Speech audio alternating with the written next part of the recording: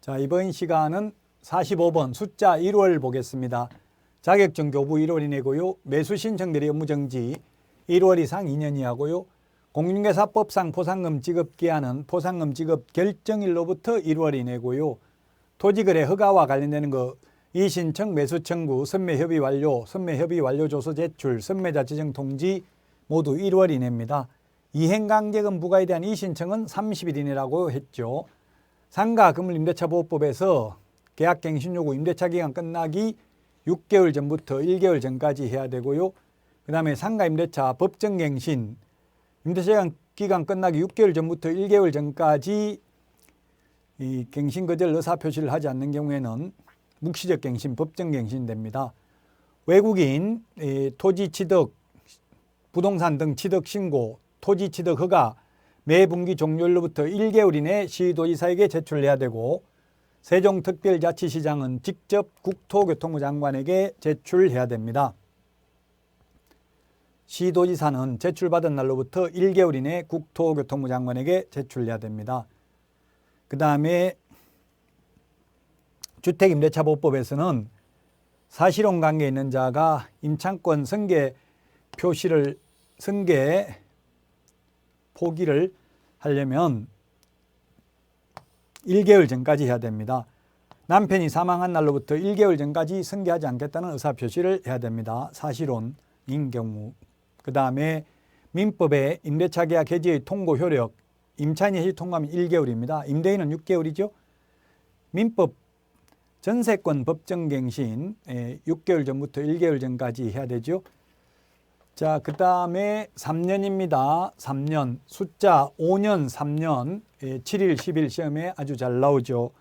결격 사유가 4가지가 있습니다. 금고 이상 형을 선고받고 그 집행이 종료되거나 집행을 받지 아니하기로 확정된 후 3년 미경과자, 자격 취소되고 3년 미경과자, 등록 취소되고 3년 미경과자, 이 법 위반으로 300만 원 이상 벌금 받고 3년 미경과자, 개업공개사 등의 결격 사유입니다. 자, 그 다음에 자격 취소되고 3년 미경과자는 공인 결격 사유, 이 말은 공인중개사 시험도 볼 수 없는 결격 사유라는 뜻이고요. 업무정지 제척기간 그 사유가 발생한 날로부터 3년 지나면 업무정지 처분할 수 없습니다. 확인설명서, 전속중개계약서 3년 보존해야 됩니다. 그 다음에 폐업기간이 3년을 초과한 경우 폐업신고 전의 위반 행위로 인한 등록 취소할 수 없고요. 매수신청 대리인 등록 취소되고 3년 미경과자는 매수신청 대리인 등록할 수 없습니다. 사망시, 법인 해산시 공탁금 회수 3년 동안 할 수 없습니다. 매수신청 대리도 마찬가지입니다. 권리금 손해배상 소멸시효가 3년인데 권리금은 임대차 계약이 끝난 날로부터 3년 이내에만 손해배상 청구할 수 있습니다. 권리금 회수 기회를 주지 않아서 손해가 발생한 경우에는. 그 다음에 석사로서 3년 이상 유경험자, 실무교육 강사 될 수 있고요. 그 다음에 공인중개사로서 3년 이상 유경험자, 실무교육 강사 될 수 있고요. 농지 최단기 존속기간 3년이라고 했죠. 다년생 식물재배지는 5년이라고 했습니다. 분쟁조정위원회 위원 임기, 주택임대차 분쟁조정위원회, 상가건물임대차 분쟁조정위원회 임기 3년이고요. 민법 요건 참고로 보시면 되겠습니다. 민법이 우리 시험에 나오지는 않으니까. 자, 그 다음에 자진신고하면 과태료를 면제 감경해 주는데 사유가 아닌 것들입니다. 자진신고해도 면제 감경 대상이 아닌 것. 거래하지도 않았는데 거짓으로 부동산 거래 신고를 한 경우, 해제되지도 않았는데 거짓으로 해제 신고한 경우, 그 다음에 거래 대금 지급 증명 자료 제출하지 않는 경우, 그 외의 자료 제출을 하지 않는 경우, 그 다음에 30일 이내에 부동산 거래 신고하지 않는 경우, 해제됐는데 30일 이내에 해제 신고하지 않는 경우는 자진신고해도 면제 감경 대상이 아니고요.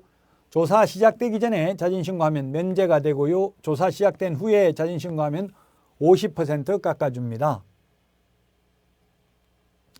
그리고 1년 이내에 자진신고를 하여 3회 이상 과태료의 감경 또는 면제를 받은 경우에는 자진신고를 하더라도 상습범의 경우에는 면제 감경해 주지 않습니다. 자, 그 다음에 통보사항입니다. 정책심의위원회 회의 개최 7일 전까지 통보해야 되고요. 거래사고 예방교육은 10일 전까지 통보해야 되고요. 그 다음에 연수교육은 2개월 전까지 통보해야 됩니다. 1, 2, 3번 중요하죠. 그 다음에 우리 암기 프린트 25번에 있었습니다. 등록사항 등을 다음 달 10일까지 6가지를 협회에 통보해야 됩니다. 부정행위를 한 수험생에 대해서는 지체 없이 다른 시험 시행기관장에게 통보해야 됩니다. 다른 데 가서 시험 볼 수도 있기 때문입니다. 자, 그 다음에 자격 취소를 한 시도지사는 5일 이내 국토교통부 장관에게 보고하고 다른 시도지사에게 통보해야 됩니다. 개업 공인중개사는 거래 사실을 거래정보사업자에게 지체 없이 통보해야 됩니다. 전속 중개계약을 체결한 경우, 부동산 거래 질서, 교란행위 신고센터 신고사항의 조치 요구를 받은 시도지사 등록관청은 10일 이내에 그 처리 결과를 신고센터에 통보해야 됩니다. 숫자 15일 시험에 잘 출제됩니다. 손해배상 후 재보정 설정, 공인중개사법 매수신청 대리 규칙 예규 모두 다 마찬가지로 15일 이내에 재보정 설정해야 된다. 자, 그 다음에 토지거래 허가 신청하면 15일 이내에 허가 또는 불허가 처분을 해야 됩니다. 반드시 허가를 하여야 하는 것은 아니죠. 외국인 토지취득 허가 군문자야에서 허가도 마찬가지입니다. 그 다음에 지방법원장은 다음 달 10일까지 법원 행정처장에게 통지해야 되고요. 법원 행정처장은 다음 달 15일까지 협회에 통지해야 됩니다. 토지거래 허가구역은 7공주를 기억해야 되겠죠. 7일 이상 공고 15일간 열람할 수 있도록 해야 됩니다. 일반이. 선매 협의 시작. 선매자 지정 통지를 받은 날로부터 15일 이내 선매 협의를 착수해야 됩니다. 가족묘지, 종중, 문중묘지, 법인묘지 안의 분묘 1개의 점유면적은 10제곱미터, 합장은 15제곱미터를 초과할 수 없다는 이야기고요. 15제곱미터인데 20제곱미터 X로 시험에 출제된 적이 있습니다. 수시 모니터링 결과 보고서를 국장에게 15일 이내에 제출해야 되고요. 기본 모니터링은 30일 이내에 제출해야 됩니다. 수시 모니터링은 15일이 되겠습니다. 자, 다음은 보고사항입니다. 공인중개사 협회 총회 의결 내용은 지체 없이 국토교통부 장관에게 보고해야 되고요. 그 다음에 자격 취소는 5일 이내 국토교통부 장관에게 보고해야 됩니다. 그 다음에 지원장이나 협회 시도 지부는 지체 없이 감독 사항을 지방법원장에게 보고해야 됩니다. 지방법원장이 협회 시도 지부나 그 다음에 매수신청 대리인 등록을 한 개업공개사에 대한 지도감독을 할 수 있는데 그 지도감독 사무를 위탁할 수 있죠. 지원장이나 시도 지부에. 그 다음에 신고관청은 시도지사에게 신고 내용 조사 결과를 보고해야 되고요. 보고받은 시도지사는 매월 1회 신고 내용 조사 결과를 국토교통부 장관에게 보고해야 됩니다. 매월 1회입니다. 신고관청이 시도지사에게 하는 것은 매월 1회 이런 말 없습니다. 전자문서가 불가능한 게 고용관계 종료 신고, 그 다음에 휴폐업 신고, 그 다음에 한 명이 신고를 거부해서 상대방이 단독으로 부동산 거래 신고하는 경우, 상대방이 단독으로 부동산 거래 해제 신고하는 경우, 그 다음에 주소, 전화번호, 휴대전화번호 정정 신청, 면적 변경 없이 가격 변경, 공급가액, 옵션 비용 변경 신고는 전자문서로 불가능합니다. 고용신고는 전자문서 되는데 고용관계 종료 신고는 시행규칙 8조에 의하면 전자문서가 불가능하다라고 되어 있습니다. 자, 다음은 51번의 제출 반납인데요. 1번부터 3번까지는 자격증 미제출이고요. 4번, 5번은 자격증 4번 제출입니다. 거래정보사업자 지정신청하고 매수신청 대리인 등록신청은 자격증 4번 제출해야 됩니다. 6번부터 8번은 실무교육 수료증 제출해야 됩니다. 등록신청, 매수신청 대리인 등록신청 분사무소 설치신고의 경우 9번부터 11은 사무소 확보증명서류 제출해야 되는데 등록신청, 그 다음에 분사무소 설치신고, 사무소 이전신고인데 모든 사무소는 똑같습니다. 건축물 내장에 기재되어 있어야 되고요. 가설건축물, 무허가 건축물 안 되고요. 미등기 건물은 가능할 수도 있습니다. 면적 제한은 없고요. 소유권 확보가 아니라 사무소 사용권만 확보하면 되고요. 자, 그 다음에 등록 신청할 때는 보정 설정 증명서류를 제출하지 않습니다. 미제출입니다. 그러나 매수 신청 대리인 등록 신청은 미리 매수 신청 대리인 등록 신청할 때에는 보정 설정 증명서류를 제출해야 됩니다. 분사무소 설치 신고 요 세 개를 구분해야 되겠죠. 처음에 등록할 때는 보정 설정을 미리 못합니다. 무등록 중개업자는 미리 보정 가입할 수 없습니다. 그러나 매수 신청 대리인 등록 신청이나 분사무소 설치 신고는 미리 보정 설정을 해야 된다는 것.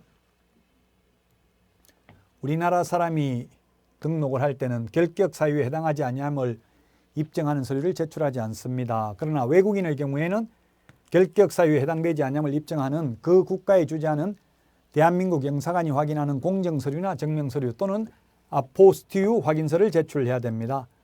외국 법인인 경우에는 상법 614조 규정에 의해서 영업소 등기를 증명하는 서류 제출해야 됩니다. 개업 공인중개사 종별을 변경하는 경우에는 등록증 원본을 반납해야 됩니다. 종전등록증. 그 다음에 부동산 거래 종업만 가입하려면 중개사무소 등록증 사본을 제출해야 됩니다. 거래정보사업자 지정 신청하려면 등록증 500개 이상을 확보해야 되겠죠. 500명 이상, 2개 이상을 시도해서 30명 이상 이용가입 신청을 하여야 합니다.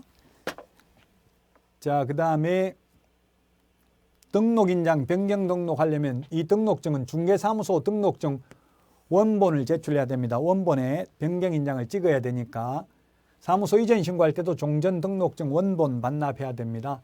제출 반납 같은 의미죠. 거래정보사업자 지정 신청하려면 정보처리 기사 자격증 사본이 있어야 되고요. 거래정보사업자 지정 받으려면 컴퓨터 용량을 갖췄음을 입증하는 서류 제출해야 됩니다. 법인 인장 등록할 때는 법인 인감증명서를 제출해야 됩니다. 개인 인장 등록할 때는 인감증명서 제출하는 게 아니라 도장을 찍어서 도장 찍은 것을 제출하면 되죠. 그 다음에 휴업신고, 폐업신고는 등록증을 원본을 반납해야 되기 때문에 방문신고만 가능하고 재개신고, 변경신고는 등록증을 이미 반납되어 있기 때문에 반납을 못합니다. 그래서 전자문서도 가능합니다. 그 다음에 거래정보사업자 지정 취소돼도 지정서 반납액서 반납한다는 규정이 없다고요. 자격 취소되면 7일 이내에 교부한 시도의사에게 등록 취소 역시 7일 이내, 매수 신청 대리인 등록 취소도 7일 이내 반납해야 됩니다. 매수 신청 대리인 등록 취소는 지방법원장에게 반납하겠죠. 그 다음에 자격정지, 매수 신청 대리 업무정지, 중개사무소 업무정지 처분받은 경우는 반납하지 않습니다. 그 다음에 부동산 거래 신고할 때 계약서 제출하지 않습니다. 다만 한 명이 신고를 거부해서 상대방이 단독으로 부동산 거래 신고할 때는 사유서와 계약서 사본을 제출해야 됩니다. 그 다음에 매수 신청 대리인 등록을 하려면 위임장과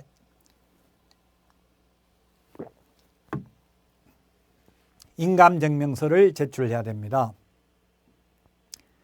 매수 신청 대리를 하려면 위임인의 위임장하고 인감증명서를 제출해야 되고요. 그 다음에 대리인이 부동산 거래 신고를 하려면 본인의 자필 위임장과 신분증 사본이 있으면 됩니다. 법인을 대리하는 경우에는 법인 인감도장이 찍혀있는 위임장하고 그 다음에 인감증명서가 있어야 됩니다. 법인인 경우에는. 자, 그 다음에 면적 변경 없이 가격을 변경하는 경우는 계약서 사본을 제출해야 되고요. 그 다음에 부동산 거래 신고할 때는 신분증을 제출해야 되는데 다만 인터넷으로 신고하는 경우는 공인인증서가 있으면 되고요. 소속공인중개사의 경우에는 소속공인중개사 신분증만 있으면 되고 개업공개사의 위임장이나 등록증 사본 필요 없습니다. 그 다음에 사망을 했을 경우에는 등록이 취소되는데 등록증 미제출입니다. 폐업 신고할 의무도 없습니다. 사망하면. 근데 매수 신청 대리인 등록증은 7일 이내에 반납을 해야 됩니다. 매수 신청 대리인 등록증의 경우에는 세대를 같이 하는 자가 반납해야 되고요. 법인 해산하면 중개사무소 등록증은 대표자이었던 자가 매수 신청 대리인 등록증은 대표자 또는 임원이었던 자가 반납해야 됩니다. 7일 이내. 공동사무소는 다른 개업공개사의 사용승낙서가 있어야 됩니다. 건물주 사용승낙서 있어야 되는데 X로 출제됐고요. 그 다음에 보정설정 신고하려면은 보정설정 증명서 사본이 있어야 됩니다. 다만 보정기관이 보정사실을 등록관청에 직접 통보한 경우는 신고를 생략할 수 있습니다. 매수 신청 대리 휴폐업 신고서 제출할 때는 등록증을 첨부해야 됩니다. 자, 그 다음에 3천만 원 이하의 과태료 3가지가 있죠. 거래계약 체결하지 않았음에도 불구하고 거짓으로 부동산 거래 신고한 경우, 해제되지 않았음에도 불구하고 거짓으로 해제 신고하는 경우, 거래대금 지급증명자료 제출하지 않는 경우는 3천만 원 이하의 과태료입니다. 매수 신청 대리와 관련해서죠. 근데 거래대금 지급증명자료 외의 자료를 미제출했을 경우, 거래대금 지급증명자료 외의 자료입니다. 이게 외의 자료. 거래대금 지급증명자료 제출 안 하면 거래대금 지급증명자료 외의 자료를 미제출했을 경우에는 500만 원 이하의 과태료고 거래대금 지급증명자료를 제출하지 않았을 때에는 3천만 원 이하의 과태료입니다. 거짓 신고한 경우에는 취득가격의 5% 이하 과태료입니다. 그 다음에 차임, 보증금 등 계약금액을 거짓으로 신고한 자는 100만 원 이하의 과태료. 이게 2021년 6월 1일부로 신설된 내용입니다. 거래대금 지급증명자료 제출하지 않는 경우 3천만 원 이하의 과태료. 거래대금 지급증명자료 외의 자료를 제출하지 않는 경우 500만 원 이하의 과태료. 외자를 하나 적어 넣으시면 되겠습니다. 그 첨부 파일 업로드 하는 데는 이 외자 있는 거 올려드리도록 하겠습니다. 이 PPT 자료는 외자가 빠졌는데 적어 넣어 주시기 바랍니다. 자, 그 다음에 수수료입니다. 수수료 내는 게 응시수료와 자격증 재교 여부 수수료는 시도 조례고요. 그 다음에 나머지는 시군구 조례고 6번까지 시군구 조례가 되겠습니다. 자격증 교부는 X, 이 말은 자격증을 교부할 때는 수수료 내지 않습니다. 국토교통부 장관이 직접 시험을 시행할 경우에는 국토교통부 장관이 결정 공고하는 수수료를 내야 됩니다. 그 다음에 시험을 산업인력공단에 위탁한 경우 위탁받은 산업인력공단이 위탁한 시도지사의 승인을 얻어서 결정 공고하는 수수료를 내야 되고요. 그게 28,000원 받았죠. 작년까지는. 중개보수는 주택의 경우는 국토교통부령이 정하는 범위 내에서 시도조례입니다. 주택 외의 경우는 국토교통부령이죠. 그 다음에 매수신청 대리인 등록 신청할 때는 공인중개사는 2만 원, 법인인 경우에는 3만 원 내야 되고요. 매수신청 대리 상담보수는 최대 50만 원입니다. 매수신청 대리와 관련한 상담보수는 50만 원이고요. 그 다음에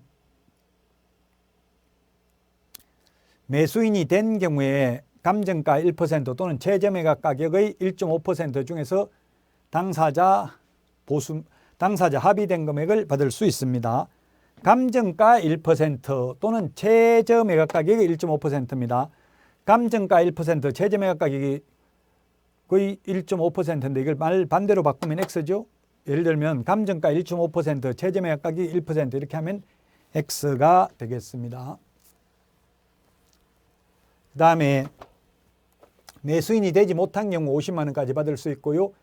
실비는 매도, 임대 의뢰인한테 받을 수 있습니다. 권리관계 등의 확인에 소요되는 실비는 계약금 등의 예치 권고제도와 관련된 실비는 매수, 임차 의뢰인한테 받을 수 있고요. 매수 신청 대리와 관련된 실비는 한도액이 30만 원입니다. 30만 원인데 원거리 교통비, 원거리 출장비는 받을 수 있는데 근거리 교통비나 등기사항 증명서 발급 비용은 이 30만 원에 포함시켜서 받을 수 없다는 이야기입니다. 자, 보정 설정 금액 법인은 2억 원 이상, 매수 신청 대리도 마찬가지입니다. 법인은 2억 원 이상, 분사무소 1억 원 이상 추가로 가입해야 되고요. 개인 개업 공개사는 1억 원 이상입니다. 부칙 개공, 중개인은 매수 신청 대리 할 수 없기 때문에 가입할 수 없고 지역농협도 1,000만 원 이상인데 매수 신청 대리의 경우는 지역농협은 못하니까 매수 신청 대리 보정은 설정할 수가 없습니다. 특수법인은 1,000만 원 이상이라고 하면 X죠. 특수법인 중에서 지역농협만 1,000만 원 이상이고 나머지 산업단지 관리기관이나 지역산림조합은 특별한 규정이 없습니다. 이번 시간 여기까지 하고 교육제도부터는 쉬었다가 하도록 하겠습니다.